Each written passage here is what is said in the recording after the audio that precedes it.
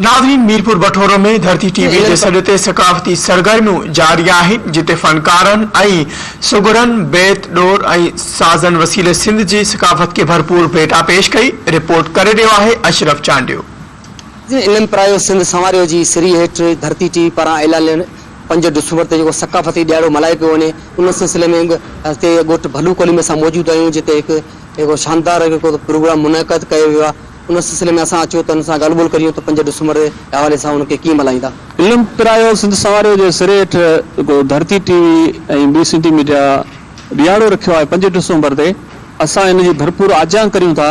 सकाफ़त जेका असांजी 5000 साल पुराणी सकाफ़त आहे, अजरक टोपी पटको कुॾर कुहाड़ी, उन खां अलावा असां जेको तइलीम ते तवजो ॾियूं, असां पंहिंजा नंढा ॿार जेके आहिनि उन्हनि खे तइलीम ॾियारियूं, ख़ासि तौर ते न्याणी खे तइलीम ॾियारियूं। न्याणी जेका आहे चवंदा आहिनि त मर्द पढ़ियो त फ़र्द पढ़ियो, न्याणी पढ़ी त सॼो घर पढ़ियो।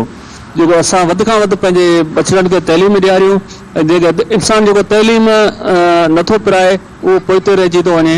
तइलीम असांजो जेको बुनियादी हक़ आहे, असां पंहिंजे ॿारनि खे तइलीम ते वधीक तवजो ॾियूं। धरती टीवी ऐं ॿी सिंधी मीडिया जे तरफ़ां जेको 5 डिसंबर ते सकाफ़ती ॾियारो मल्हायो पियो वञे, ऐं असांजी अपील आहे सिंधी नौजवाननि खे, सिंधी हारियुनि खे ऐं मज़दूरनि खे त उहे वॾे पैमाने ते हिन ॾींहं खे मल्हाइनि ऐं पंहिंजे सिंधी हुजण जो सबूत ॾियनि। टोपी अजरक असांजो शान आहे। हीअ टोपी अजरक जेको आहे 5000 साल पुराणो असांजी सकाफ़ती ॾियारो आहे। चवंदा आहिनि त मर्द पढ़ियो त फ़र्द पढ़ियो, जे औरत पढ़ी त सॼो घर पढ़ियो।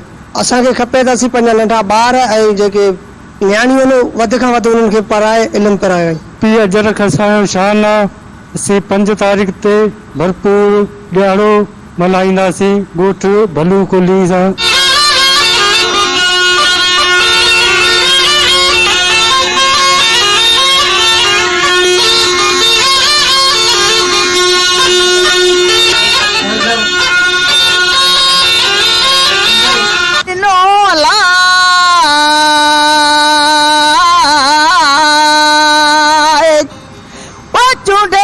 चरण मुखे घर